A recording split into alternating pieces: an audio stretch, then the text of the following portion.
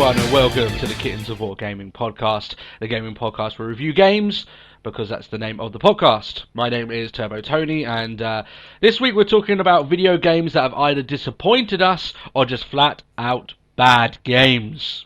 And we've got plenty of big steaming pile of turds for you guys this week. I like to call these three the cornerstones of the not the Let's Talk Wrestling. That's a different podcast. The Kittens of War Gaming podcast. Wrong one, Tony. Yeah, wrong one. Subtle advert, are we there, Tony? Well, maybe not, but you can always subscribe to that podcast and to this one. Channel plug. That's it. I've been known to drop a few plugs here and there. But yes, cornerstones of the Kittens of War Gaming podcast. We have Tom, Haley, and Chris. Say hi, everyone. Hello. Hi. Yeah, they're all happy now, but I guarantee you they won't be. So yeah, there's going to be a lot of rage that goes on this episode. And the games that we're going to be covering, I will be covering Destiny. We've got Haley covering Final Fantasy XIII, which I think is quite apt considering the new one is being talked about quite a lot now. Tom is referencing Call of Juarez. Did I get the right spelling? Juarez. The Cartel. And there's a lot of reasons why he's upset with that. We've already heard some of it, so this should be interesting. And Chris has unbridled, unchecked rage for Assassin's Creed 3. I do indeed. And that will close out the show. So Chris is holding in that rage until he gets his moment in the starlight to talk about that in great length. So, but first, before we get there, we'll talk about what our gaming experiences are of the week. I always go first, so I'm not going to go first. Who wants to go first and tell us what you've been up to this week? Why don't you guys go first? Tom, after you. Well, I haven't actually had that much. I've been still messing about with Neo Scavenger and Crusader Kings. I think the most interesting bits, it's just a little giggle fest. I had a son, gay as you like. He also had a lisp. Okay. I don't know. It's just one of those moments. It's just like gay son lisp. When I'm just sitting there thinking, game, are you messing about? You're glad you're in a time where you can arrange marriages and it's not on looks, huh? You know. Yes, indeed. I kind of just shunned them to one side and just focus on my mate. That's how I play. I just have the one son and the one I'm going to be. Then when my character dies, and I just make him the epitome of my kingdom. It's just like everything goes to him. Everyone else, fuck him. Yeah. Just send that guy off to be one of your generals. He'll die in a battle and he'll be fine. That's the way it goes. I mean, he wouldn't do so well in war. I can't kill him, sir. He's gorgeous. That's exactly how he sounded as well. Oh, wow. Okay. But, with all those unbridled man-upon-man action, that would be right up his alley, surely, Just so, Haley, what are you doing this week? I haven't actually been playing very much. I did have fun today. What was I playing? Organ Trail. Yes, I was giving that another shot. And it's they got a Halloween special gimmick going on at the moment where they've edited some of the graphics to be like pumpkins and sweets, and one of the zombies has a pumpkin head on him, and it's quite funny actually. It's just another one of those little gimmicks that you like to see every so often. See the developers haven't forgotten it. And unfortunately, Tony, you kept hurting yourself somehow. Oh yeah, because you got everyone from the podcast doing it. I did, and I kept picking up on my Twitter whenever one of you guys did something, and I can't remember any specifics at the moment, but I know you broke your arm at least once. Oh. That's refreshing, at least. Having a broken leg and not even being able to work. A broken arm would be a little bit different. So. Yeah. I mean, Who died? No one's died. I am really good. Oh, okay. Yeah. Okay, here's one. Tony is dicking with 14 food and accidentally ruins it. I don't even want to know the details of how he... I think food rape is a thing. So wait. I was having intercourse with your food. No, it says Tony was dicking with 14 food. I don't know what that means. That sounds like It sounds like I was fucking your food, to be honest. You ruin food by dicking around. You can only imagine what you're doing. Chris tells an inspiring story and puts everyone in high spirits. Oh, yeah, I do. Matt has measles. Tony tells a spine-chilling story. Yes. And oh, crap. A bandit snuck up on Tom and grabbed Tom, so I had to shoot him in the head. Really missed. The bandits, not me. Yeah, I bet that bandit was called Will. I'm sure he was Will. Will the man. I've being dead. Just like, right, fine. If I'm going to hell, I'm taking Tom with me. Oh fuck. Bang. Chris, what about your moments? What of the about you week? guys? What have you guys been doing? Well, for me, actually, my gaming moment happened like yesterday. Actually, funnily enough, with Steam having its customary Halloween sale nonsense, and they had loads of stuff available over the weekend. One of them was a game that I haven't actually played before, and that my best friend Hooper, like you all know Hooper, he played it years and years and years ago, and he's been on at me to get it for years. And so since it was free, I'd give it a bash. And it is fucking fun as hell. It is a Killing Floor, and they've got their Halloween thing going on at the moment. And all like basically, Killing Floor is it's a co-op survival horror. Think Left 4 Dead mixed with like Call of Duty zombies. Wave style, isn't it? Waves of enemies. Yeah, but it's so much better. It's so fun, and all the zombies are really cool looking. They've all got like really like. I don't know why they've gone this route, but they've gone like really hillbilly with all their skins for Halloween, which is really weird. It's like all of them are dressed with like some variation of a hillbilly, which is really fun. And all the weapons customization is good. So it doesn't look too good, the stuff that I've recorded on my channel, because I had to turn everything down to low so I could record it. But I smacked it up to the high settings on when I was playing on my own, and it looks so nice. And for a game that's been out since 2005, it's like, what? Nearly 10 years now. It's doing really well. It's got a really good Steam workshop community behind it. The developers are constantly adding to it and working out bugs. I didn't find any bugs wrong with it at all, except for if you are like losing track of like one particular zombie that kept like getting away from me. I couldn't find the bastard. But yeah, it's really good, and I've been having loads of fun with that. I've been playing the shit out of it. I've been playing the Minecraft maps. You put up a few videos, didn't you? Yeah, I did really, really well on the solo ones. I went onto the multiplayer and got my ass fucking kicked.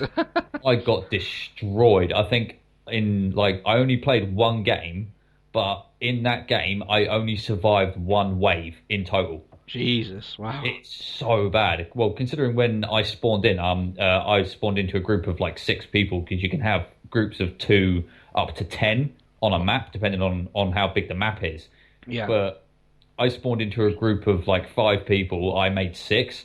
So the game decided, oh, okay, well, here's your 3rd wave of zombies. There's going to be 250 zombies you have to kill.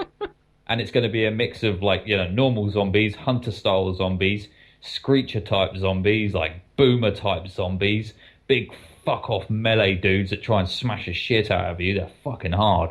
So, like tanks. Fuck. Oh no! The tank comes in later on. The tank is like a specific one creature that happens at the on the end of the very last wave, and he's damn near immortal. He can heal. He's got a minigun, and he can teleport. Oh, I can't okay. be playing with our toys. And he can cloak as well. If you wound him enough, he'll cloak, move away, and heal himself. If Close your eye quick, goggles. yeah, it's fucking hard, but yeah, it's been really fun. I've been having loads of fun with that, actually. I might even buy it, because it's currently on like a minus 75% offer at the moment, and you can get the one with like all the DLC packs, so like more maps, more character skins, more weapons. You can get them all. You can get it all for like, I think it's like 17 quid altogether, and the base game is something like £3 something. Yeah, I know it's quite respectable in terms of price. Yeah. So I might actually look into getting that, because I had loads of fun with it, and I might see if Hooper still plays it so we can play together. So I might get into that. Some zombie killing action. Yeah, it's really good. Because there's only so many times you can play Left 4 Dead. Yeah, well, Left Dead on the PC is a little bit better because you've got like loads of map packs and stuff. But this is a bit different from Left 4 Dead, because Left 4 Dead is more get from point A to point B to point C, point like C, do activity, clear map kind of thing. Whereas like, I don't know what Call of Duty Zombies mode is. I don't know what that is. Like, are there objectives? Can you do these objectives? Is there a way to find out how to do these objectives? Or is it just kill zombies until their overpoweredness destroys you? There's no end to the zombies on Call of Duty. No, I've like there just seems to be no end goal to it. Like you don't survive waves or anything like that. playing with other people is crap because you can't talk to people because the game volume itself is so loud you can't hear anyone over a headset. Jeez. It's so loud. It's like everything's loud. Everything's like it's like, yeah, I'm trying to listen to the guy on my team. Can't hear a fucking thing. Shut your face, zombie. But yeah, it's a lot better on Killing Floor. I mean, I've only played one multiplayer game, but even the community seems to be a little bit better on it. It's like people were helping each other out, sending each other messages.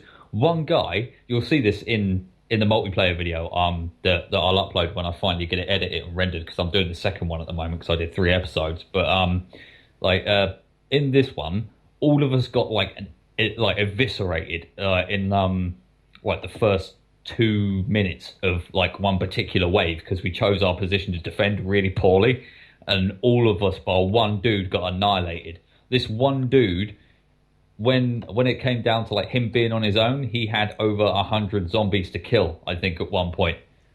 And he did it as well. He killed all of them, including some really big, higher tier ones, all on his own. It's like I just had to type in, dude, that was awesome.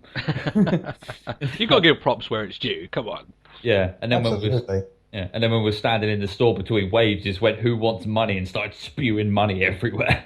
So much money. Oh, good stuff. Good stuff. I have 2 bits of stuff that I've been doing this week.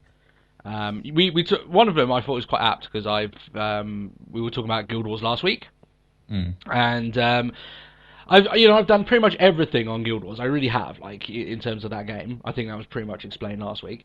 But they revamped one of the dragons, about quite a few months ago now, and they basically made him the hardest big boss battle in the game. And since then, I haven't been able to get it because you need a very coordinated, like 150 people, all coordinated, all know what they're doing, in order to be able to beat him.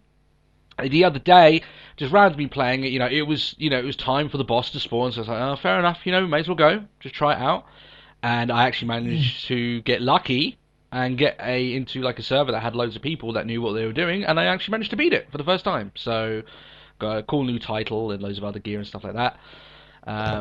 The other thing as well is that I managed to make it into the conference playoff finals in NBA because I have game. You have game? Yes. I be balling, guys. Yeah. All the way up and down that court, man. Yeah. I got mad skills. Yeah. Those guys got nothing. I locked them down and sunk those buckets. You dig? Yeah. I did. Like, someone help me. Such bucket. So someone help me, please. That game's getting to me a little bit too much, I think. NBA. Yeah. I should be in the NBA championship finals in like a couple of days because it's like best out of 7 games in a row. So they take quite a while to get through, and then hopefully next week I might just say I am an NBA champion. And there we go, and I can just drop the mic and leave. End of conversation. So. Yeah. Okay, I'm not doing any news this week because we've got lots and lots of games to get through. All right. Any news that anything big this week? And there wasn't any particularly huge news anyway, but anything that is, we'll just cover over to next week because we've got 4 big games to cover and a lot of Rage to go through. I imagine a Rage episode will last longer than a majority of episodes that we do, and they last quite a while anyway. Yeah. So, I am up first. I feel like I'm like in some sort of Alcoholics Anonymous meeting, and like, hi, my name's Tony. I'm reviewing Destiny. Tony. Yeah. Now we touched into Destiny a little bit last week. Destiny, is the big talking point really over the last month. The biggest release in the last month, regardless of what people think of it. It made the most money. Is an Activision funded, Bungie developed game that cost with development, marketing, everything kind of encapsulated, $500 million to create. And that is a massive, that's $500 million in the making of Destiny. Yeah. So you'd be expecting this as a mass game. It's a first-person shooter. People are calling it a quasi-MMO, but they always made it seem like it was going to be an MMO at launch. Yes. And I'm going to pick that son of a bitch apart. Yeah. The whole MMO tag on it. But as you can imagine, Chris knows what we're talking about here when it comes to Bungie. They are famously known, got great pedigree as the creators of Halo. Oh, yes. So everyone thought this was going to be a game changer, not just in FPS, but in games in general, and be the first real, huge step into the next generation of video games. It wasn't, categorically. No. So I've got a list of stuff, just kind of breaking down the game, and at the end I've got a list of things, like small, minute things that are just as enraging as the rest of them, things that have been removed, just they're out of the game for some unknown reason, or just little bits that are wrong with it that just really annoy you over time. So, first of all, I'm going to talk about the story of Destiny. Mm-hmm. The story is a complete joke. Oh, yes. Absolute nightmare. Outright. The story you can complete in probably less than 6 hours if you're rushing it. 6 hours? Yeah, if you're rushing it, you can do it. If you've got someone with you, so if you've got a level 80 pulling you through it, you can probably get it done much quicker than that. And the majority of that is loading screens. Yeah. Joking. No, I'm outright telling you. The issue with Destiny, right, its story, is that, first of all, before I go into the reasons why it's wrong, you can tell that Activision have delved right deep into the belly of the story, and they've ripped stuff out and say, you know what, we can make people pay for this later. There's a crap ton of content missing, isn't there? It feels barren. It feels like the best place to introduce it, and I've talked about this to Hayley before, so she knows what I'm talking about here. But the characters are just randomly introduced, and then from then on out are treated as if you've always known them, as if tons of exposition about their character has been made aware to you, but it hasn't. Yeah. So There's there's... friend. Yeah. Who the hell are you? Yeah. It's You've like... always known me. There's a character, I can't remember their name, because I think that's the worst sort of sin, I can't remember their name. But I think it's like the, this basically a hooded EXO character who you meet maybe twice. She shows up at the end of the game, spouts this end of game drivel once you completed it, as if maybe you'd gone on this long quest with her to decide her backstory and fight alongside her, and yet you've done none of that. So it just seems really off-putting that she's randomly put there. It's really a time traveling game, and you will go and do all those things with her, but later. Yeah, for money, past. yeah. Hurry, exactly. come with me. There's no time to explain. Yeah, one of the most epic games ever created, by the way. Yeah. But More on that later. Yeah. Like one of the issues with the story is that there's just bits missing, just outright. The main character that you'll be hearing from is Dinklebot. Yes. Peter Dinklage, phenomenal actor. I think he's made that aware throughout the Game of Thrones series. I think probably the best way to put it was in the Honest Games trailer, which is the worst performance from a good actor since Bill Murray in thing. And I agree, it is a bad performance from... He either doesn't know the lore, and I wouldn't put it past him because I don't know the lore, and I played the game, or he just genuinely just thought, okay, you gave me a check, and I don't really give a shit about this, so I'll just read out loads of shit on a page. See, I'd like to think that's not what it is, because like he's actually quite a good actor. I just don't think like the material he was given was explained to him very well, so he was just kind of winging it a little bit. Or that he's not, or he's just genuinely not a good voice actor, which is possible. Yeah, Not all actors can become good voice actors. He might be a better dramatic actor. Yeah, but you would expect him to be better than this. Literally, there's almost nothing in it. I know he's a robot, but the way that they do his dialogue is that he's got a robot, but he does have a personality, but that just doesn't come across. Yeah. The story, anyway... And yet Bungie have done that before. They've had a character that's a bit of technology, but has emotions. Cortana. Yeah, the poster child for that sort of stuff. Yeah, you did that with Cortana. Why have you made Dinklebot like a really monotonous sounding douchebag who just says, "Stand here, protect me while I do X thing to this console to unlock it"? Yeah, Which is done such in and such ways. Yeah. By the way, that what you said there, Chris, which is you go put me here and defend me while I hack something, is done in every single story mission. Yeah, I've heard people rag the shit out of that. So there is no story. It's just a series of wave defense missions. That's all it is. That's what it is. And it never deviates from it. You quickly realise, wow, this is their only card, and they're going to keep playing it over and over again. Yeah. The story ends, like, basically, I thought, playing the game, it comes to a scene where it looks like the story's really going to start amping up. It looks like it's finally getting into its groove, you know? That, it starts going on this tangent, you're trying to find the Black Garden, you know, to destroy this thing. And then suddenly, without a moment's notice, after a little bit of missions, you know, maybe after an hour, which you'd expect a lot longer at that point, you realise that what you thought was the middle point of the game is actually the end of the game. No. Fucking hell. Joking. So, yeah, you fight basically 3 bosses, which are identical, in front of a big globby thing, and apparently you win. Yay. That's the story. That's it. End of story. Come back later with your checkbook. Yeah. If they're, I'm guessing, because I have looked somewhere online, because you get cards that give you the lore about the game, because it's not told in the story. There is absolutely no explanations of the characters of the lore in the actual story. Suspension of disbelief. What's that? Yeah. But like, you get these grimoire cards, right? And they're supposed to tell you the lore of the story. Fantastic, you know, if that's the way you want to get your lore across, I'm a big reader myself. I'm fine with that.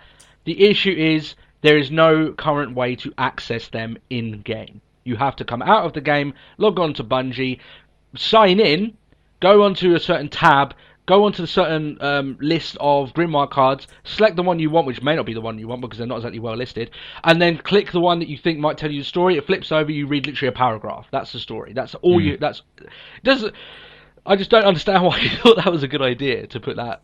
You know, it's very easy to put that into the game. I mean, I really think that was a decision from Activision just to go, like, you know, oh, don't have it accessible in game, have it as like a third party thing. And Bungie have turned around and gone, yeah, but there's like, if we do that, there's no accessible story in game. There's nothing to it. And Activision have gone, oh no, it'll encourage people to get on Bungie.net. It's like, yeah, but it's useless. Yeah. It's like the last race in the game that you fight are the Cabal. And the explanation for them is they move mountains and destroy them for just getting in their way. You're like, okay, that's a pretty cool line for opening up a character, a new race that we're going to fight.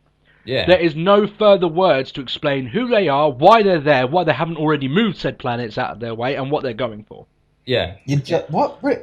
What? Yeah. It's like, okay, these are the Cabal. Fight them. That's all the lore you're going to get. That kind of line you used to just... a fan uses to describe something. Yeah. Yeah. Not these bad guys go fight. Okay. They punch things for a living. Yeah. Yeah. Really hard. Isn't it just COD? Essentially. Yes. These guys have big master bomb. We must go fight them. That's essentially every game. I mean, they have secret hidden weapons of mass destruction. And lots of oil, but we won't get into that. Oh right, okay. That's a topic on its own. So I'm going to talk I'm going to make this a bit of a thing because I don't want to rant on it over and over again because the game is good in certain areas. The gameplay is better than Halo. I'm telling you now. I've played Halo. I haven't played Halo 4, so I can only go off what Bungie have done before, right? Yeah. It is better than Halo 3, the combat, right? Mm-hmm. In terms of movement, shooting, you know, the variation in the classes, that's all really, really good. Yeah, and the you know, the way that you can get around the battlefield, you feel much more freer than you did as Master Chief. You feel like you've got much more maneuverability, that you can... The game feels more fluid because obviously technologically the game is good. You know, and it all runs smooth. It's, you know, there's no chugs in the frames. The presentation is solid, going between your guns and picking up new things and, you know, switching them in and out. Very easy. Better than Borderlands, which you won't hear that much during this mini review. So, in terms of combat, traversing around the battlefield, the differences between the classes, I think that's really, really good. That makes PvP then one of the strongest parts of the game because there's nothing then between you between you and the core gameplay, which is outright the best part of the game, the shooting. You know, which is ironic considering that there's the game relies so much on having the gameplay as being as good as it is. Because there's nothing else but that, right? The loot system, just going to that a little bit, is flawed. Once you reach level 20, you need to get high level gear in that actually levels you up past level 20. The issue is that I found is that once you're level 20, you only get gear that's roughly level 17 to 18. So it'll level you up like to 21, and then it keeps you on a bandwidth. So once you hit 20, there's a big grind until you can really get up any higher. Yeah.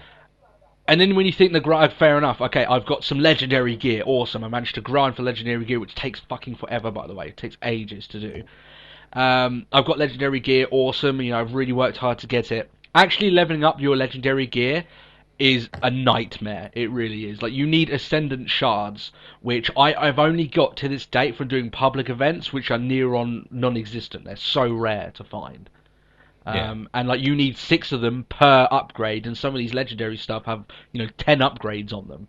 So that's like I can't say for sure, but some of them you don't need Ascendant Shards, but I know that the last lot you do. So you might need 30 Ascendant Shards to level up one piece of gear all the way up to max. That's one piece of gear.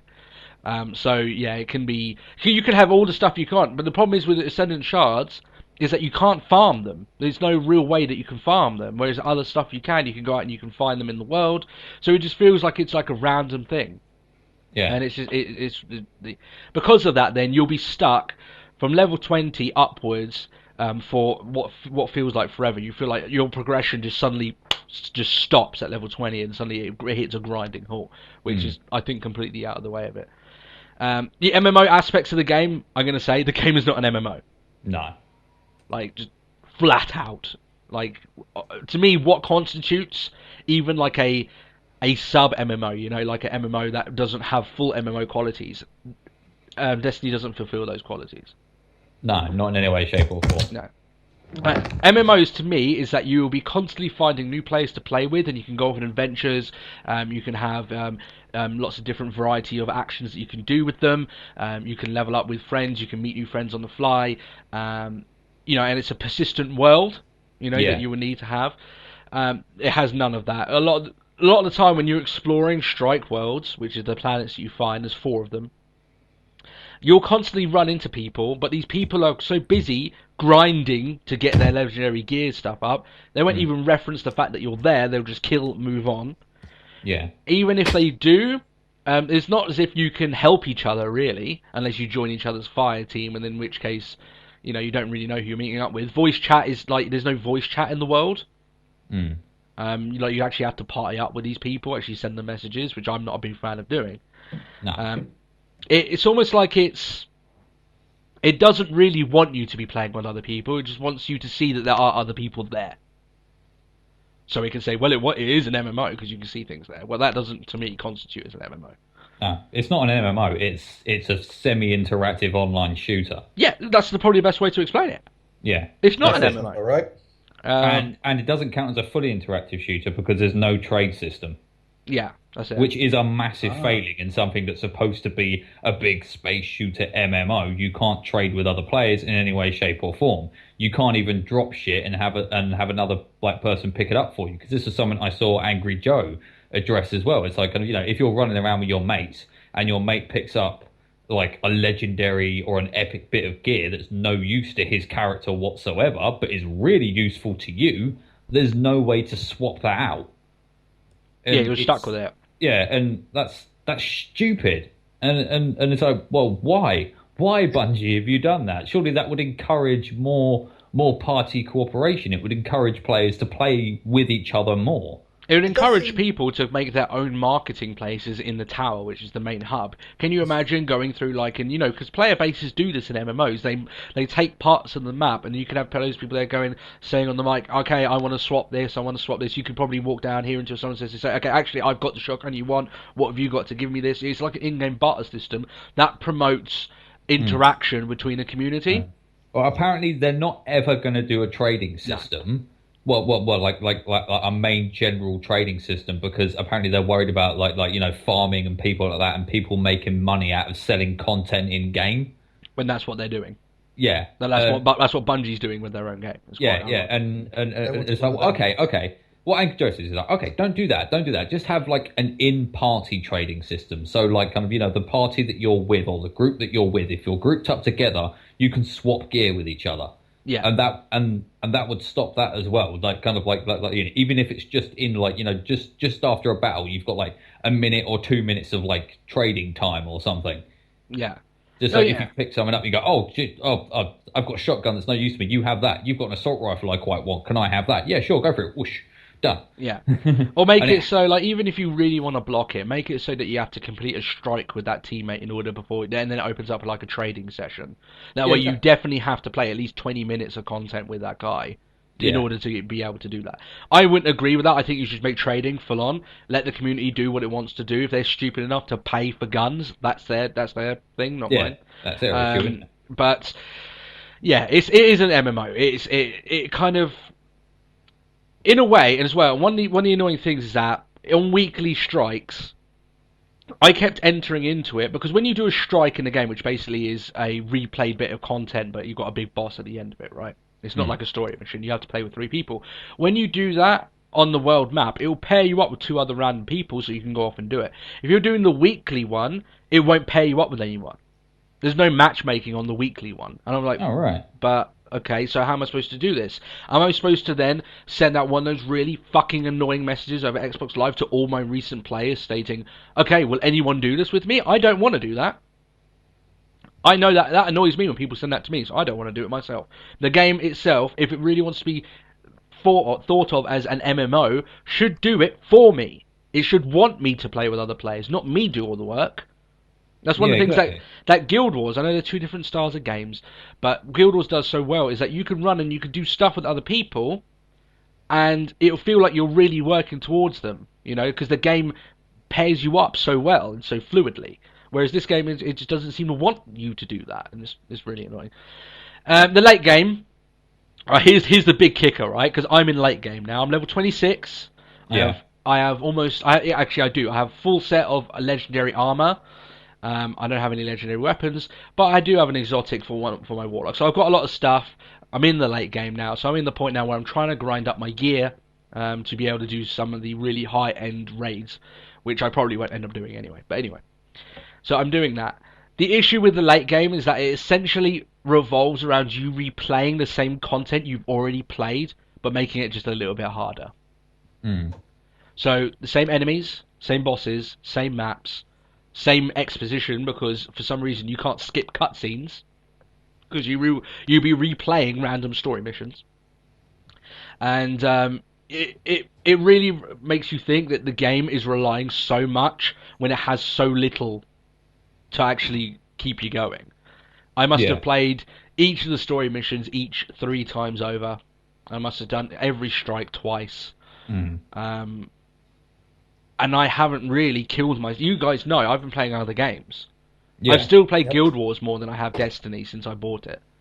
And I have seen everything. I mean, everything that Destiny can give me. It's not worth it, is it? No. I mean, it's not worth the fucking price tag it was. I mean, it's like what? I mean, like I had to look at it. I was in Tesco's the other day, and I had to look at how much it was, and it's like, oh, it's 40 quid. It's not worth fucking money. Still? I'd rather go around the corner and buy Guild Wars. It's like 20 quid. Yeah, exactly. And I'll tell you what, you will definitely get your money worth, and you won't have to keep paying to have your gold subscription or anything on Xbox to keep it going. You know. Yeah.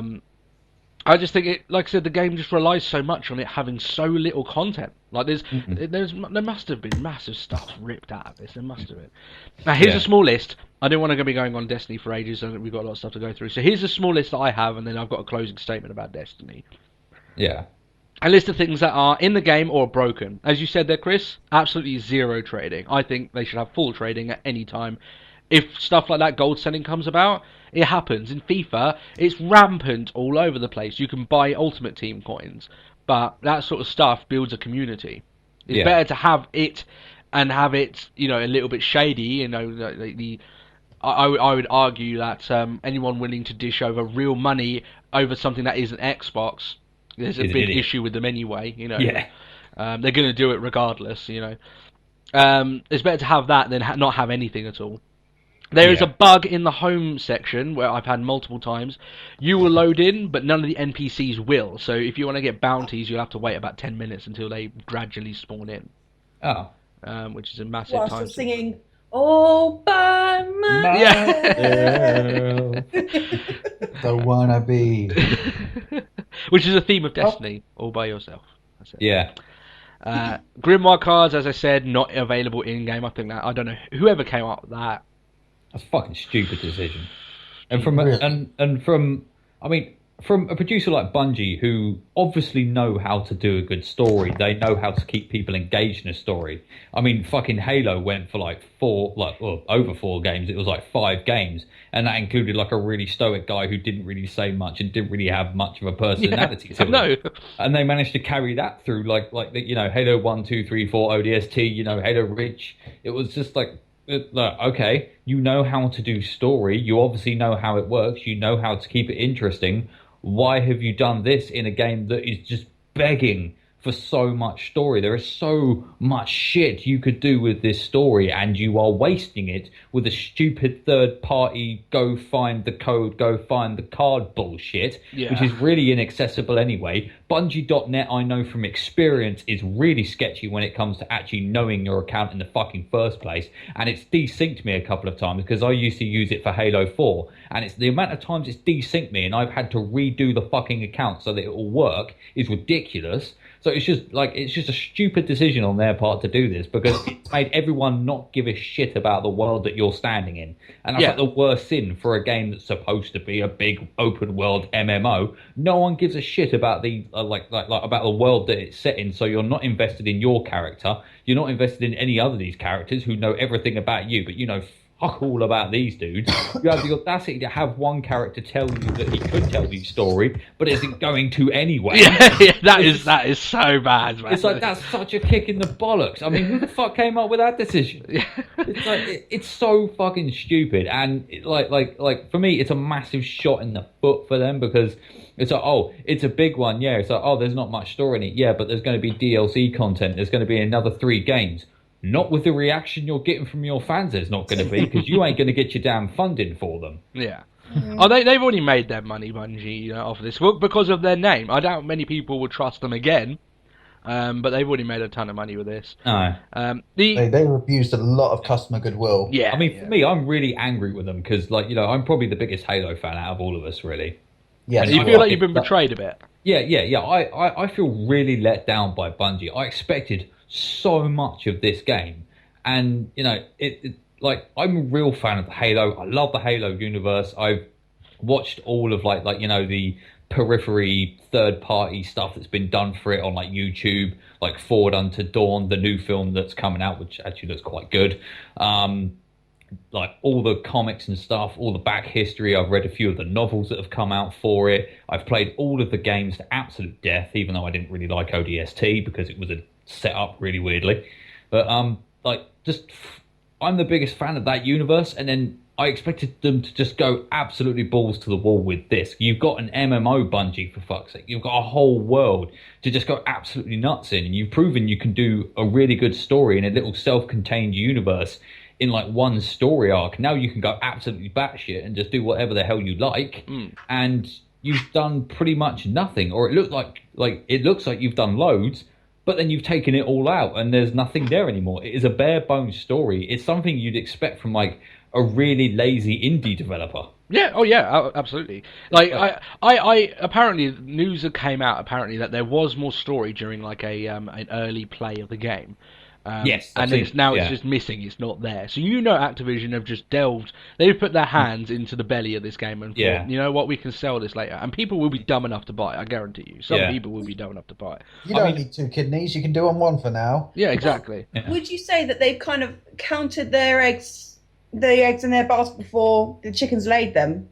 I think Activision were relying on your eggs before they hatched.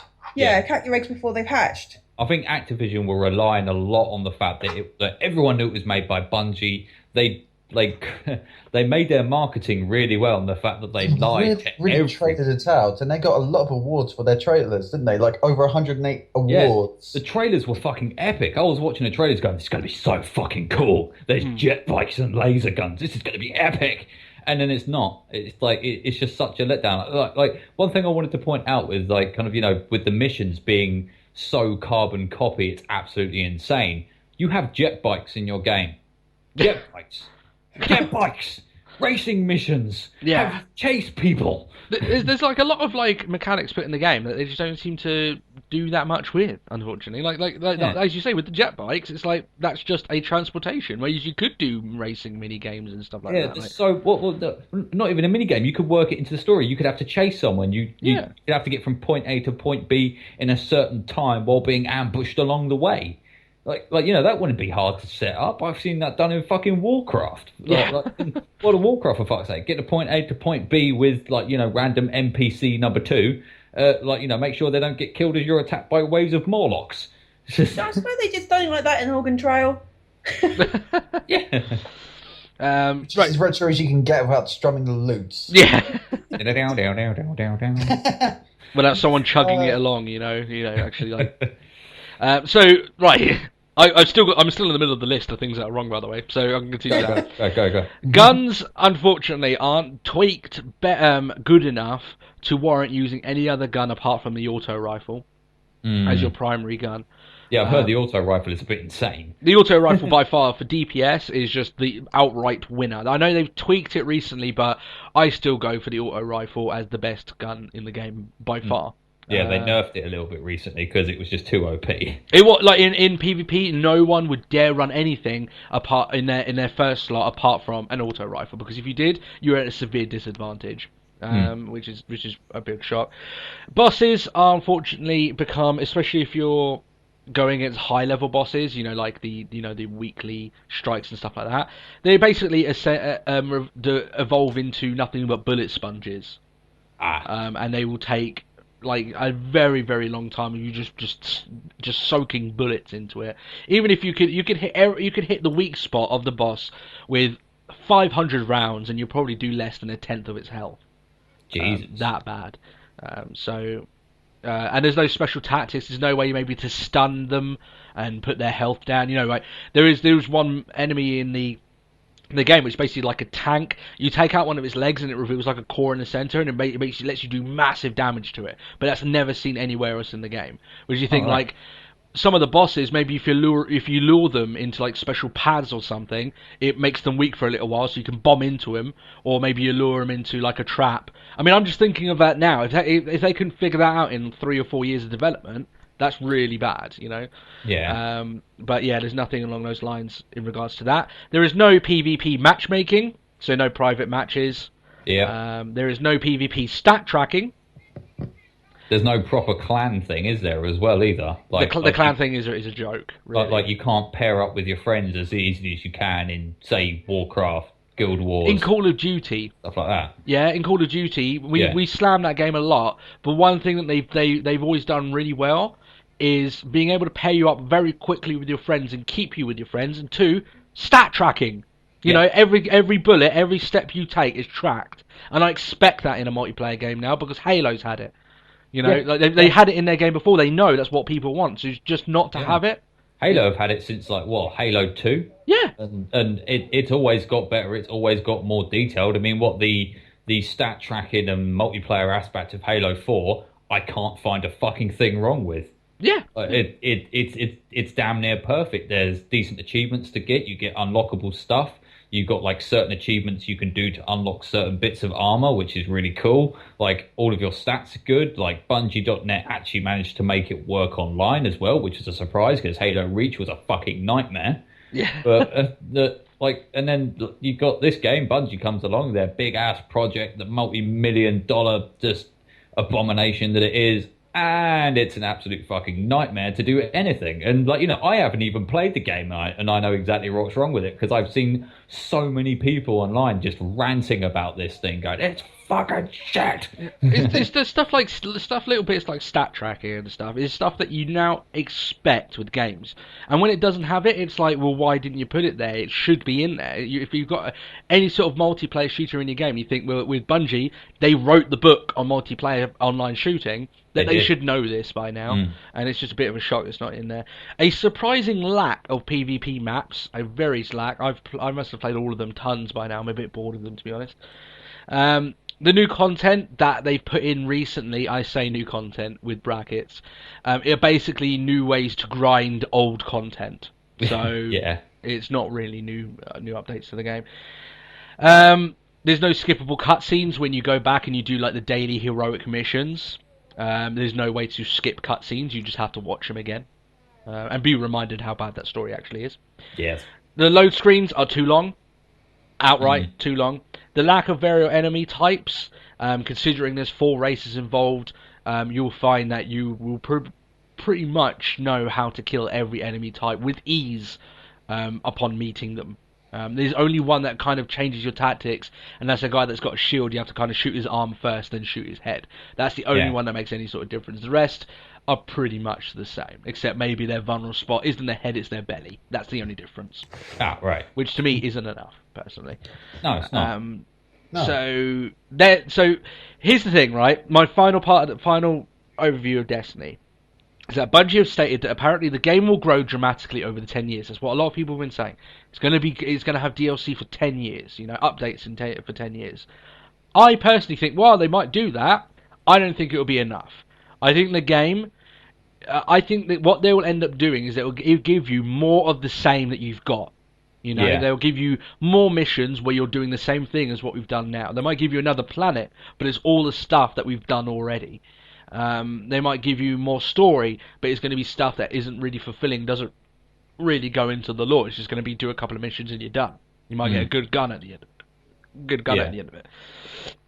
I think if they really want to change it, they really need to drastically overhaul what they've got in the game, and make if they really have got such an emphasis on replaying the content you've already played, then they need to come up with real ways to make that content seem much more fresh than it actually is, because it doesn't come off as feeling fresh. No. Well, I know Angry Joe has played the first big DLC type thing they've released. Was it Queen something? That's what I was saying. It's essentially another grind with stuff you've already played. That is it. It's just a new set of waves with a half decent gun at the end. It's no, that's not what your players want. And you say you've got this big 10-year lifespan to upgrade shit. You don't. Not with your game, not with the game in its current state. You don't have 10 years. You'll be lucky if you get 2. Oh yeah. Before everyone just stops playing it. So you've got to start putting some of this content in now, or not bother at all and just scrap it. Yeah. Because you're just going to waste money and you're going to waste time. Yeah. What annoys me when I watch interviews, I know we've already referenced Angry Joe in his review, which got a lot of traction. I watched an interview that he had with a Bungie developer prior to its launch, and he was trying to call out sort of stuff. Are we going to have this in the game? Are we going to have this in the game? And the developer had a sort of a demeanour along the lines of, don't worry about all this other stuff you're asking for. We're Bungie. We've got this. It's going to be the best game you've ever played. And then it gets released like this. And then I look back at interviews like that and saying, you were fucking lying, weren't you? Right through your teeth. You knew that this wasn't going to be what people wanted, but you knew that if you said it was, people would trust you because you're Bungie, and then people will buy your game in the droves. Yeah. When basically just screaming out betrayal. Yeah, it doesn't deliver the things they tried to deliver in the game was a rich story. They haven't got that, guarantee you that, right? No. An MMO-like experience where you can scrap that is not an MMO in any sense of the word. They tried to give you a game that will evolve past level 20. Fuck that, it doesn't. They tried to say that the multiplayer will be just as good as everyone expects it to be. No, it's seriously lacking some really base features. Yeah. And it's all these things. I just don't either. There's 2 things that's happened with this game, and they're both as scary as each other. 1, Activision have ripped it apart, which is the most likely. 2, Bungie genuinely thought the game that they actually gave us was what it was, everything that they thought it could be. That's very scary. Yeah. That they genuinely thought releasing this game that this is going to be the game changer everyone's talking about, and they mustn't have played anything since the development because they realise there's a lot of games better. Borderlands 2 wanks in the face of Destiny. Yeah, it does. Easily. That's a beautiful image you've given me right there. Handsome Jack pleasures himself over copies of Destiny for the wrong reasons. Who's the bad guy? Yeah. Who's the bad guy? It's not me. It's like you thought you had all this extra money in years and you thought you were going to beat me? Nah. There you go, mate. Have some cum in your face. Yeah. That's essentially what Right. Handsome Jack's doing to this game. And it's if I were Gearbox, I'd be looking at this game. And apparently, this game that was going to blow us out of the water was going to have all this production value and all this story, and it's going to live on for 10 years. And yet we're just releasing the pre-sequel, and we don't have nearly as much money and backing and marketing. You know, I would have been scared if I was Gearbox, and Yeah. rightfully so, leading And into yet the prequel is getting so much more good rep, yeah, and it's getting so much more done with it. yeah. So I've seen some of it played. It looks fucking brilliant. yeah, I'm quite interested in playing it. You know, just play as Claptrap, but there we go. But I just think it's either one or two things. The developer thought that this is what everyone wanted, in which case they got it dreadfully wrong, and they didn't play anything. Either that was an MMO or a recent shooter, and they forgot what made their previous successes, because they made so many rookie mistakes in this one. Or the most likely one, as we all know, is Activision just tore this shit apart, and they plan to sell it piece by piece to get more money, which is the one I would go with personally. And Either way, I envision this villainous group of this corporate boards on the top of a tall building, cigars, and just laughing maniacally at At their bags of money. peasants and how much money they're going to get from them. Suits. We call them suits. Yeah. Oh, yeah. See, you can't Suits. like the flat this game has gotten can't be blamed as well on it being overhyped by the fans, because because everything that people are complaining about is what we got promised in the first place. Yeah. No, the worst overhyping was Bungie themselves. Yes, Bungie Outright. promised all of I've this. seen some of those Activision trailers. promised all of this, and it's just like, no. Yeah, outright. But Bungie, they made it so everyone trusted Bungie. So when they told you that this was going to be one of the biggest games of all time, we trusted them and thinking, wow, they're really on board with this one. Yeah. And they had to knock it out of the park. This game is a 6 to 7 out of 10 at best. Oh yeah. I'm still playing it now because it's the first new game I've spent more money on this game than I wanted to, so I'm gonna get my fucking money's worth. I'm gonna play it to death for that fact alone, in spite of myself.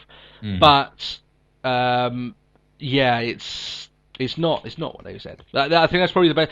The one thing to just summarize, if you're thinking about buying this game, is that the game struggles under the lack of content it has.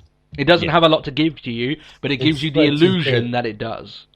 And then when you get to later, yeah, like it gives you the illusion that it's got more to give you. And when you get to endgame, you suddenly realize, wow, this is it.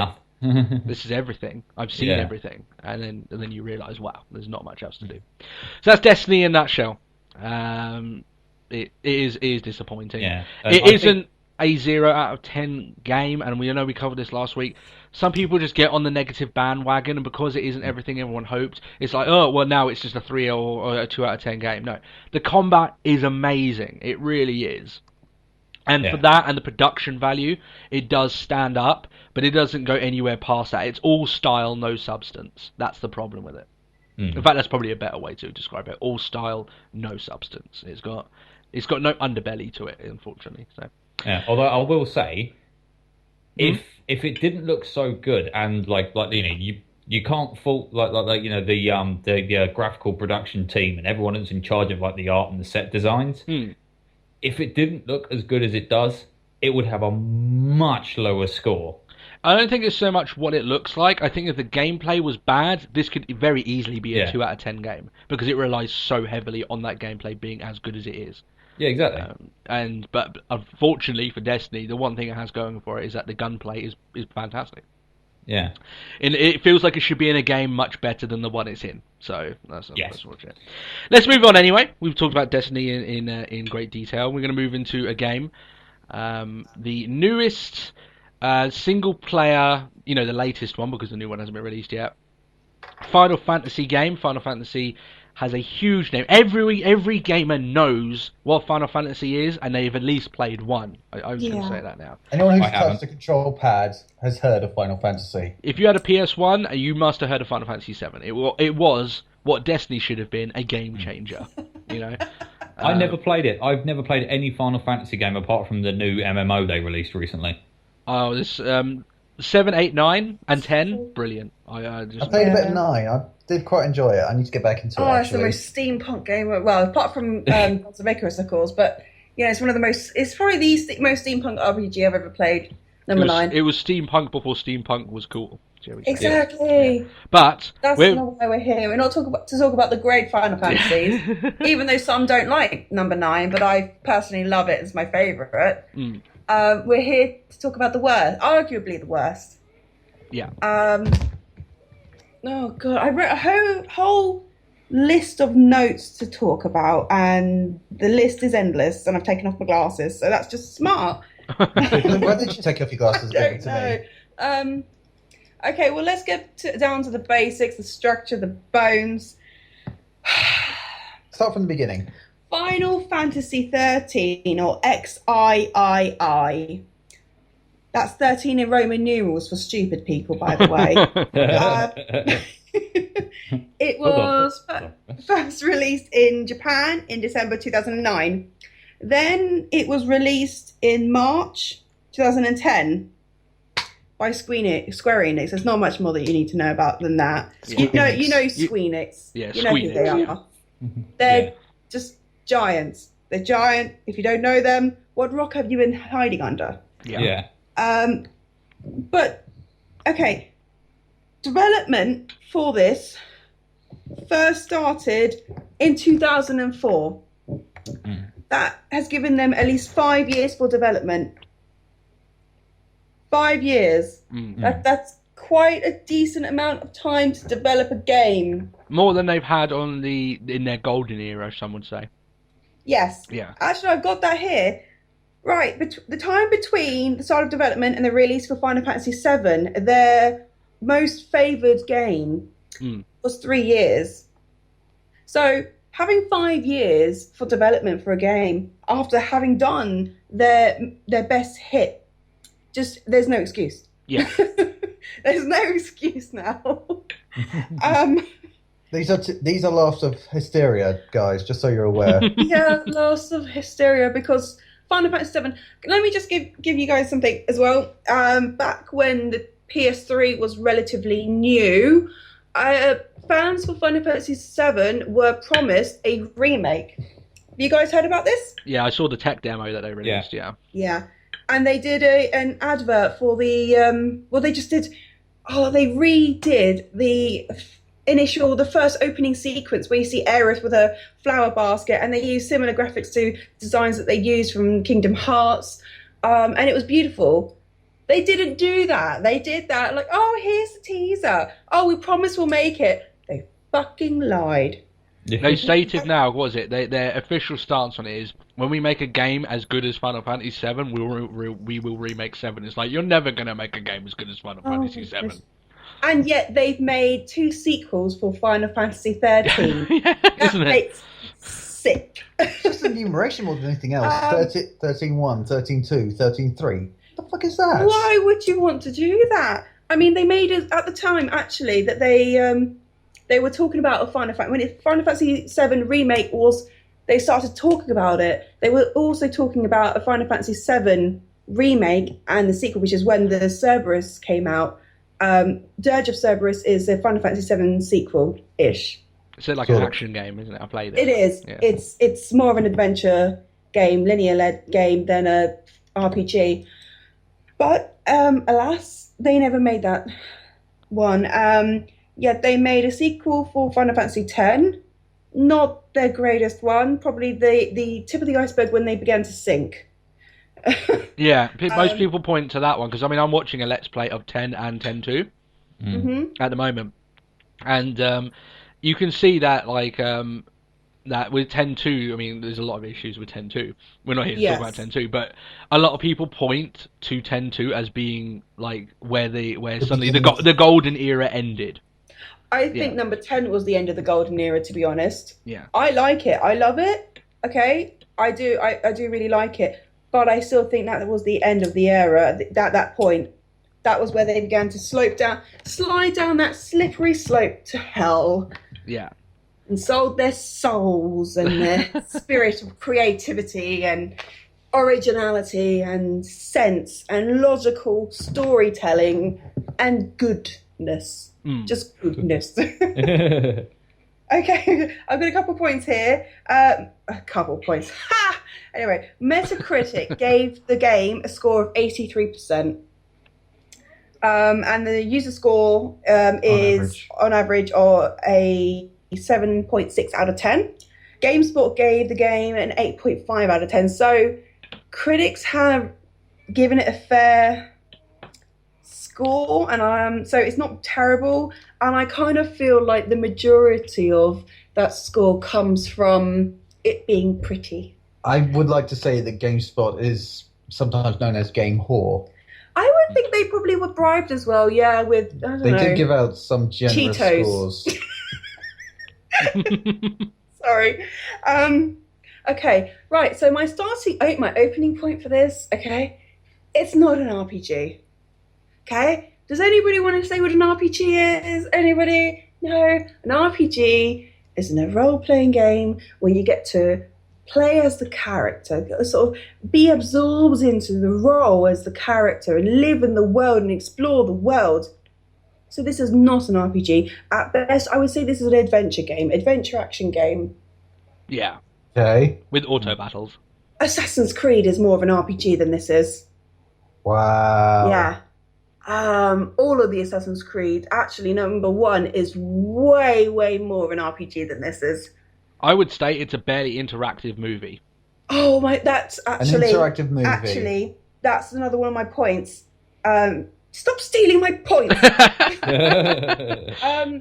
Yeah, I mean, I don't remember how long I played it for. The first time was a long time ago on the PS3, and that felt like it took forever. After a while, I felt I had to give up, and I felt like I was playing just for the sake of it, being loyal, and I wasn't enjoying it. But I do remember even back then, and this is going back, God, must be 2010 when I played it. Something like that, yeah. So that's 4 years ago. Goodness me.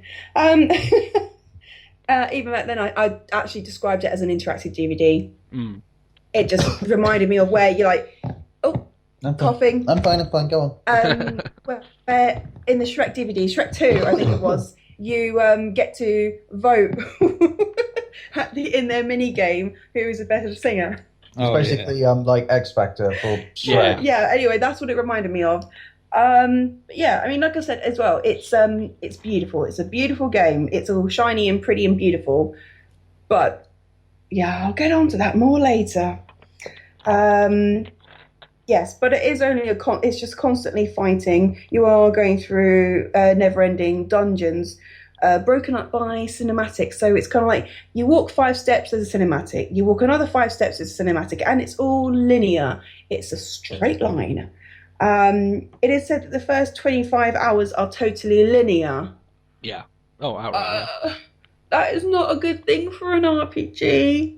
It's really It's not. like the famous saying for Final Fantasy XIII is it opens up after you've played like 30 hours of the game. And it's like, and I've played it all.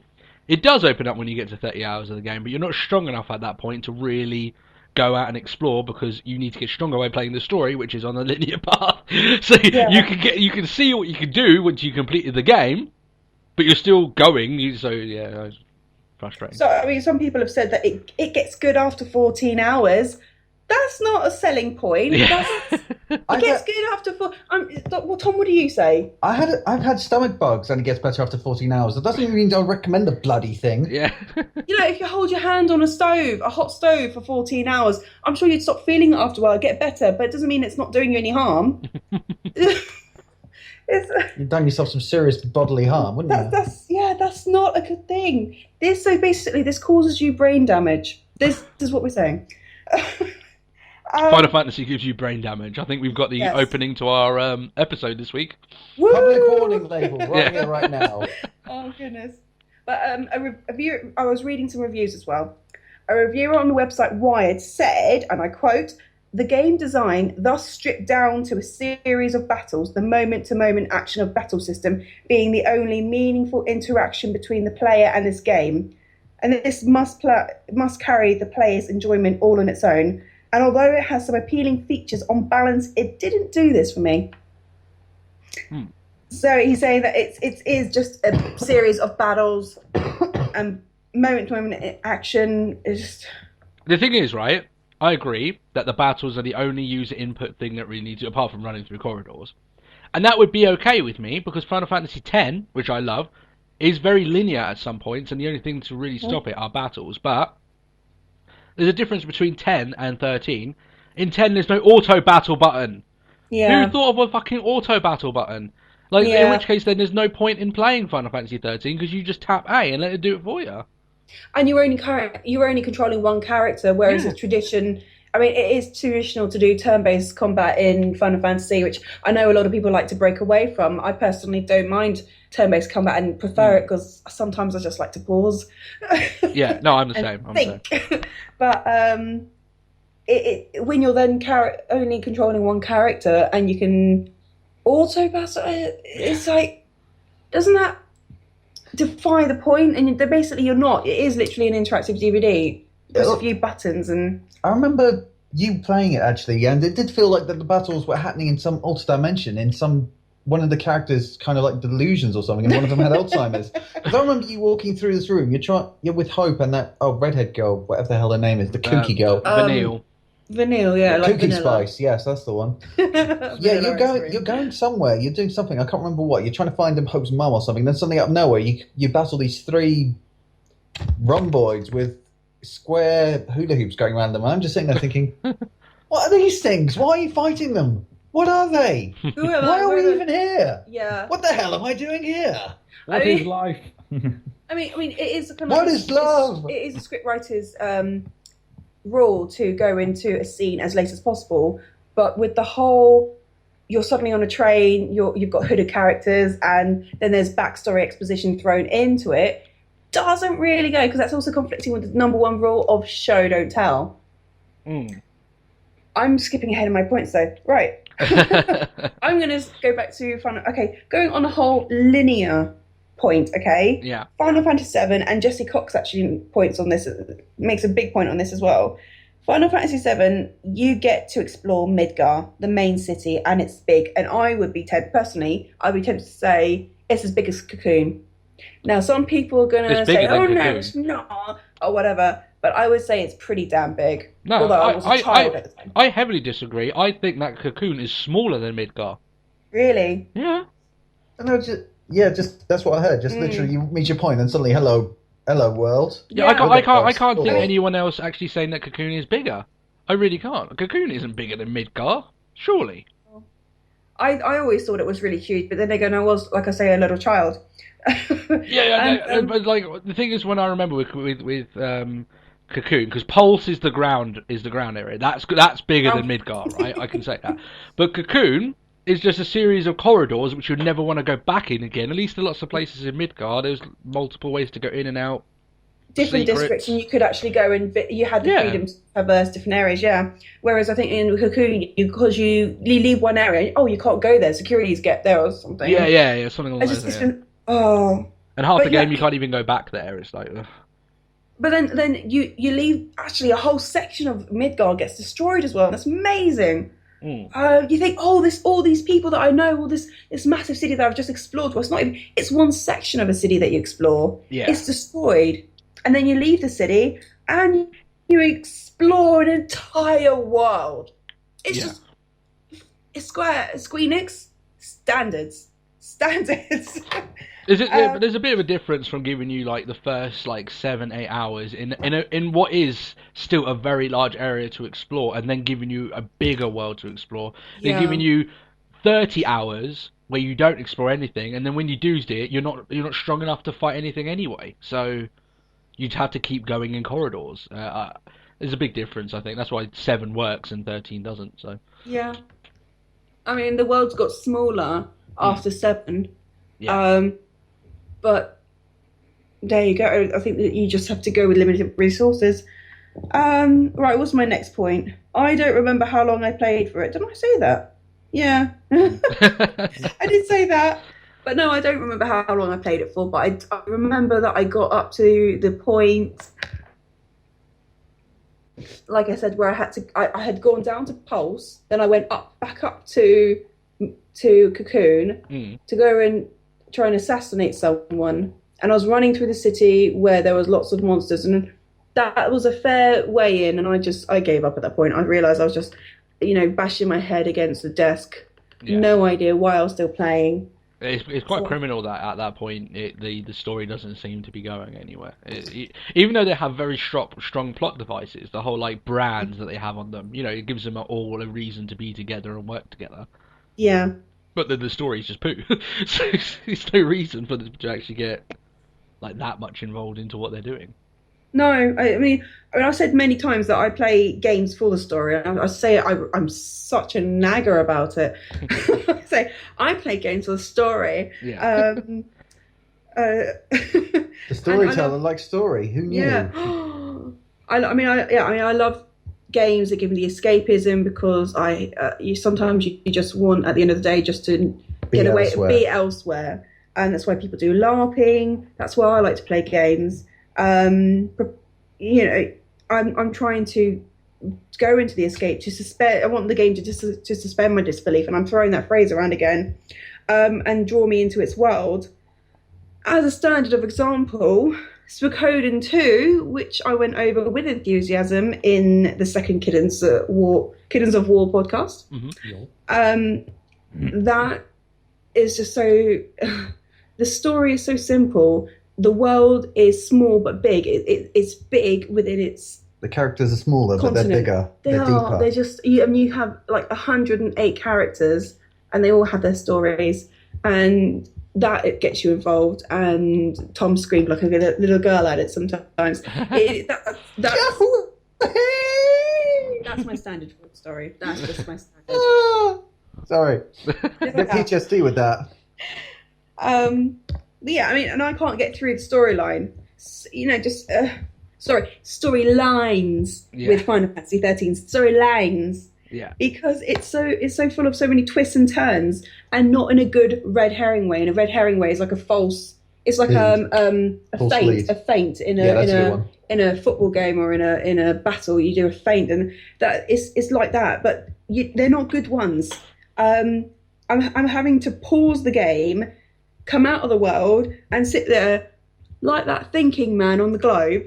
The thinker. The thinker, and figure out what I had been shown. And yes, shown. And it was about show, and you're meant to. And it's like they're telling me these things, and I'm kind of like, well, don't tell me this story through exposition. Tell me. Show me through. It just gets really complicated and trying to understand. It gets too complicated. To unravel a ball of string. Yeah, it's just. It likes to say its own it's- keywords quite a lot, doesn't it? Like it's like pulse this, grand pulse that, and it's like I don't even know what the hell the cocoon pulse this, is. Lucy this, Yeah. brand this, and it's like what? Yeah. And like I say, it's pulling me out of the game to try and translate the story, not to reflect, but to understand it. And by doing that, it's pulling the player out of the suspension of disbelief, and thereby pulling the player out of the game. So the game has failed at its core function of being a game. Well, not only that, is that because the battle system has got auto battle, and as you say, it's so narratively focused. They needed to nail the story, and they didn't. Yeah. So, And in this day and age, we're so full of distractions with Facebook, Twitter, YouTube, everything else. This is a good distraction, by the way, guys. And everything else in the world. A game's got to work hard at keeping your attention, doesn't it? Yeah. I mean, the last time that actually happened where I had to stop and think about the storyline was with Final Fantasy VII a bit. But as I said before, I was a young child, and I mean 8. Why are you looking at me? I didn't know you then. Okay, well, I must have been about 8 when I last played it, and I did have to stop and think sometimes, like, why is there a giant god thing coming towards the city? Why do I have to stop it? What if I don't? I don't know. So it's... Then suddenly, as a child, your thought process goes, enough talking, fight time is now. But that is still, I was a young child then, so I've got an excuse. But I haven't had to do that since. And I like to think that I like to think I'm an intellectual person. She likes to. Especially as a writer, and especially when it comes to storylines. So if I have to sit back and make sense of the mess of this closed world story that has been shoved down my throat, what does that say? It doesn't help that they're like almost like what Destiny does. It gives you like these cards, doesn't it? Which like, oh, you've now unlocked new dossier stuff, and it's like loads of stuff to read. And really, to get the story, you have to like make sure that you pause straight afterwards and read through what it says, because if you miss it, it updates after a certain amount of time, and you actually miss what it says, like what it said then. It's really odd the way they did that. I don't even remember that. I've blocked it out. That's just how It just doesn't come to bad that memory is. anymore. It doesn't. No, it's been blocked from my memory. I mean, the only thing I remember is the twin Shiva motorcycle. That's like the prominent thing in my memory. Oh yeah. And the really bad Australian accent, which I will get onto later. I don't think so much you blocked it from your memory. It's just fallen from your memory. Your brain has just not Abandoned devoted any space for it to be stored. No. But I would like to know, how others think, feel about the story. If they disagree and think that I'm just a stupid person and should withdraw from my master's degree course. Yeah. Or, did people sort of skip over the storylines, or Phase it out. are you in the same boat of disappointment, same sad boat of disappointment as I am? Sailing in this ocean of despair and disillusion. Yeah. Well, like I told you before we started that I've actually completed the game, so I know all of the story, and there's a part towards the end of Final Fantasy games that you do feel yourself like, wow, this is a really powerful moment, like the end of a journey. Like you feel very emotionally attached to the characters. So Final Fantasy XIII is like, oh, okay, that happened. Yeah, exactly. Oh, and Leona Lewis is singing in the background. So okay, let's, I saw her face on the website. Yeah. It was quite funny. They did the advert with Leona Lewis, right? And like she's like tapping all the buttons and stuff like this. And like, anyone then that has played Final Fantasy XIII, she's not playing a game. They just told her, just tap some of these buttons and make it seem like you're doing it. Because like there's only one button you need to press. That's your A or X button, just to press auto battle. That's all you need to do. You're not pressing all these other buttons. Well, it would be more accurate if she was sat back with a glass of wine watching the screen with the controller in front of her. Yeah. Or in the packet still. Yeah. And she's saying stuff like, oh, the gameplay is amazing. It's like, really? Because it looks like you're just tapping a lot of buttons there. So You don't even know what you're doing. You're not even facing the TV. You're waiting for Mario, aren't you? That's what you're doing. Yeah. Yeah, I mean, like I said, I don't know. I just want to say a bit on how long I played, because I am a Final Fantasy fan, as said. I own the soundtrack album that came out at the same time as Final Fantasy X and play it during some of my tutoring sessions, because my pupils will love Final Fantasy II. They will. So, as stubborn as I am, I played right through until that point where, like I said, I was trying to go up to the assassination, and I realised that I didn't care about the players. In fact, I hated some of them. outright dislike actually, them. most of them. And I didn't care for their story. And I didn't need to know what happened next. And I've had that with some of my books, but some of the books I've read. And if I don't care what happens next, then it has failed as a story. And RPGs are stories. That's the point of a story. You're literally sitting there in a chair screaming at your TV. Then what? At the top of your lungs. Isn't it? But about a year later, I decide to be the loyal subject and try it again.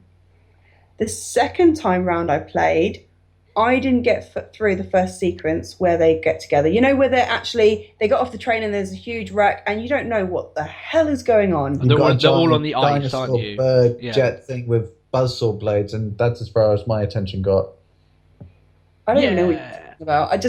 I didn't get through the first sequence where they all get together and become the Forsaken or something. That's pretty much what they are, aren't they? Yeah. Well, I think the story revolves around like, oh, if they don't do what their focus is, I'm just remembering stuff on top of my head here. But focus is, then they're all going to turn into crystals, and it's like. As I say, is one of them Lightning's sister turns into crystal and Snow's engaged or Sarah, something? yeah. Who did I say? Lightning's sister, who is called Sarah. Yeah. Oh, right, okay. But and I think actually her voice actress who plays her is coming to the Expo this year.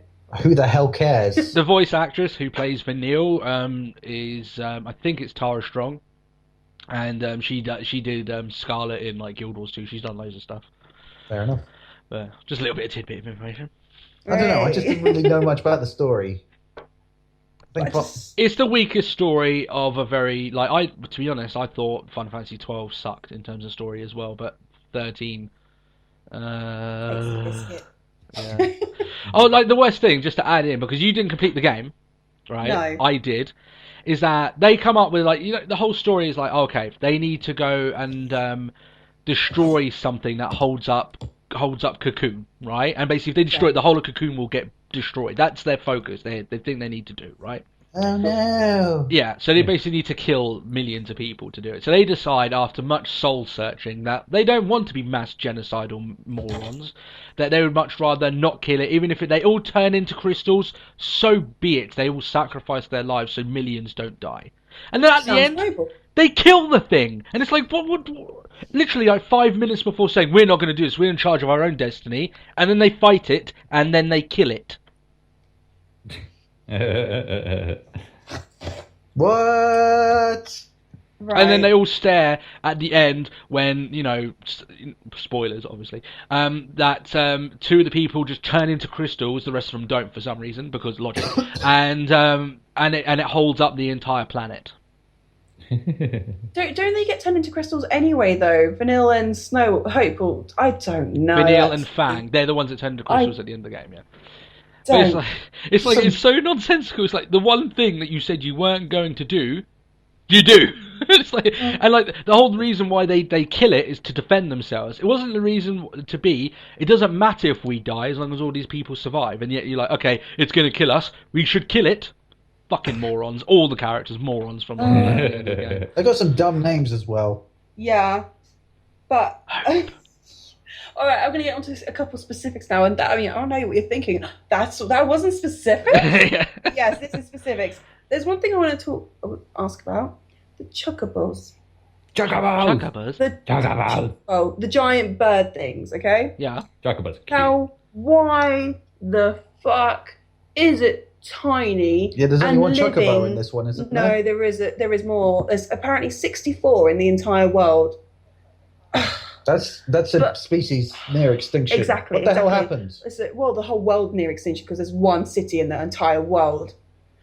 But yeah, I mean, why the fuck is it so tiny and living, right? Now, Chris and Tom, living in the token black guy's hair. Yeah, the apricot. That's got to be unsanitary. That's How are you that's only supposed to write that I thing? know. It's a racial thing because apparently black people like fried chicken, so he must have little chickens in his hair because he's black. And he has big hair, which is like an afro because he's black. Exactly. Yeah. Yeah. Absolutely. Square Enix, they don't cater to stereotypes, do they? And he has Well, twin we're not gonna- pistols yeah, I mean- because he's black. And Characters- black people have guns. That whole thing is Yeah. going to get onto in a minute.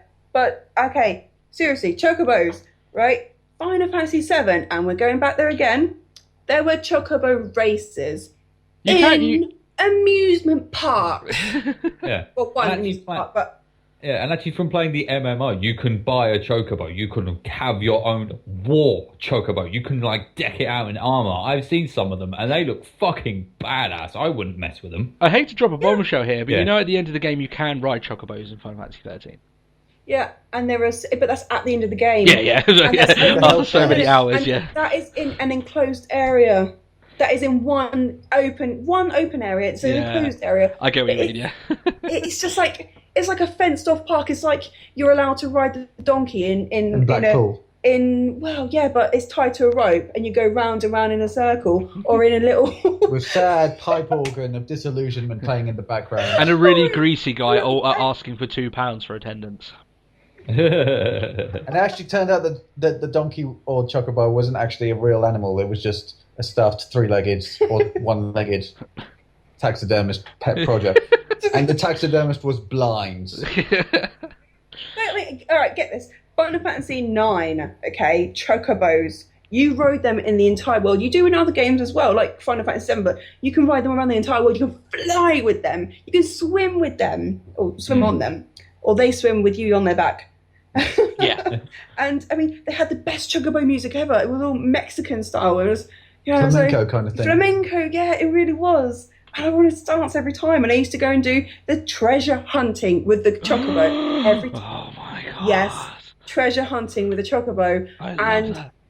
you change colours with the chocobo as well, because every time you reach a certain a leveling up system, you would be summoned up to the chocobo god, and then he would change your colour so you could gain a new ability. Because that's what gods would do, isn't it? Yes! I'm bored of your colour. A chocobo god, and there's a tiny thing in his hair. Okay, It's Final super Fantasy cute. X. Now, Chris, you'll like this one. The chocobos were great, majestic creatures. Epic war And mounts. treated, epic war mounts are treated with respect and ridden into battle adorned in armor. They were just such you would not mess with those things. They were actually a group called the Chocobo Knights. Was it Lucille, Elma, and Clasco? Bam! There you go. Oh, brilliant. Oh, but and they all. Chocobos have been a great, massive part of Final Fantasy for so long, Oh yeah. and they're kind of just like Tiny fried chicken chicks. Because black men love fried chicken. Yeah. Exactly. So, and that leads me on to the characters. The token black guy. That we're talking about. That's all that needs to be said, really. He's the token black guy, and some people say, "Oh, he's the only storyline that I really sympathise with." I don't really. It's just I know your son's dead, but I get it. What are you doing? Trying to bring him back? Is he talking to you in your brain? Or maybe What? maybe that's his adopted chocobo. No. And No, his son is something like Vanille. Sarah. It was like Vanille had to kill the child by accident or something, and they had a big How do you? bonding thing. And I remember this scene. They were like, "Oh, I killed your son by accident. Oh, I forgive you." Well, that was rather Well, that was- anticlimactic. That was a very tense and drawn out conflict of character, wasn't it? Yeah, but it was really strange how they just kind of like, "Bleh." And that was a weird sound to make. But Oh, my son was dead. I killed him. Oh, that's did, all right then. He did do a bit of exposition, a bit of talking. He but pointed it his gun wasn't- around, It wasn't significant. It wasn't character growth. It was. You didn't see a human person react there. There was no human. But all right. Let's compare him to the only other token black guy really that there has been in the Final Fantasy, and that is Barrett, the man with the machine gun arm of Final Fantasy VII. Oh, no, you just say the man with the machine gun arm, and you're just like certified badass. I like him. He has his own song on the Final Fantasy soundtrack album. Oh yeah, the The man, man with the machine gun. Yeah. Yeah. That's a good piece It's a good as track. well. It's a good jumpy track. It really makes me want to get up and go jogging. Cripple joke. And I get that, yeah. Yeah, Tony gets that reference. Yeah. Whereas I can jump around and backflip all I like. Oh, Man, that's Chris just has gone offensive. heel on us. Chris, you can't joke about it. Only these two can. Yeah. Why? That's You guys don't offensive, live anywhere Chris. near me. I'm not going out with any of you. I can get away with it. I live on the Isle of No, Wight. Chris, just be the bigger man and walk away. Oh. Oh, Tom. son of a bitch. Yeah, dude. Oh dear. But so is who's seen bits of Final Fantasy VII? I remember seeing the Advent Children movie, and that guy was pretty damn badass in that. Mm-hmm. Who? What, Barrett? Barrett, yeah. Yeah, no, It's he's like a three barrel. Oh god. Barrel. Yeah. No. It was like three Gatling guns on one arm. And they rotated It together, was and brilliant. you Yeah. just see that, and you're just like, See, I don't know that's how the this Final works, Fantasy film we but I wanted. want one. Yeah. Sorry? I said that was a Final Fantasy film everyone wanted, not that fucking Spirits Within bullshit. oh my god. That was so bad. I was like, ooh, a Final Fantasy film. I haven't played a lot of Final Fantasy, if any at all. I'll watch this because, as an introduction to what Final Fantasy is. Get a good impression, perhaps. absolutely nothing to do with any form of Final Fantasy apart from like a vague reference to the spirit of a planet. That is the Gaia. only comparison. Oh, Gaia's in everything. Gaia's the one thing. It's like, where's Cloud? Isn't Cloud supposed to be in Final Fantasy? I thought he'd be in a movie. Oh no, we get that with Advent Children, and then he turns out completely badass, and that was a really good film. I do like that film. Like Cloud just beating the shit out of Sephiroth at the end, and just having his cool anime cool guy moment where he doesn't look at his opponent's death like, oh. The thing that always makes me laugh with that movie, you know, you've got the three like, basically that in the story their references this way, like basically this Sephiroth like rip-offs, right? And they're trying to get him back, right? Yeah. And like one of them is like this big hulking dude, and like for some reason he just keeps randomly crying, like whenever anything like small is said to him. I just always laugh at that guy. He's just like. Even though he's one of the big baddies. I kind of think that's the point, is like he's so big, but he's like a real, like, he's just a bit, like, a little bit of an emotional pussy. Yeah! I think those guys were actually in the game. They were agents in the game. Oh, right. Yeah. Well, those guys, I don't know, but... Yeah, that was a really good movie. I did like that. And Cloud was pretty cool, even if he did have like a really, really emo moment at the beginning. And I didn't understand why he was being emo, because I haven't played any of the games. I didn't understand a why single is black he thing so about it. I miserable? just enjoyed the action sequences. Yeah, but I was just watching it going, why is he so miserable? He's got a big ass sword and a really sweet motorbike. He should be jamming it. That's cool. And his girlfriend is stacked. Yeah. And she is the creator of hentai. Yeah. Sorry, She is actually. Yeah. I just love it. Chris, what you just said, that was amazing. Why is he unhappy? He's got a giant sword and a bike. He's spinning circles. Chris is so easily made happy. You just give him a big sword and a nice motor. He has swords that come out of his motorbike. He has secret pockets in his motorbike for all his swords. That's awesome. It's like, oh, I dropped that sword. No worries, I've got like 12 more. I've got to pick from 22 up. Keeping Wyndham's motorcycle. Which one? Cloud so badass he doesn't even need to hold the handlebars of his bike to drive the damn thing. He can fight incorporeal smoke monsters with two swords while steering it with his knees. Yeah. His rippling quad muscles, which when... You say his knees, but I think that's the cleaner version. Driving it with a big swinging cock. Why didn't he just like kind of drive it with his hands and just like get a backflip off the bike and take them out with his cock? With his massive raging erection. Duck. I don't want to turn left. And I don't want to smack you with my dick. Well, you guys haven't seen the X-rated versions of Dragon Ball Z when like Goku goes full Super Saiyan and just comes Frieza's head off. I don't think I want to see that personally. Yeah, have you seen that? I think we better put a censor warning right there. Just I wish it existed. Lol. It's just like just going Super Saiyan. It's like yeah, do their pubes turn gold as well? That was never really addressed in the series at all. Their hair goes as gold and huge. Does that mean they get like a gigantic, like mahoosive, majestic bush along with it? I just love how classy we're making this. I'd imagine it would. I mean, you know, the eyebrows go all gold. I think we're digressing. Yeah. Let's go back to a better topic.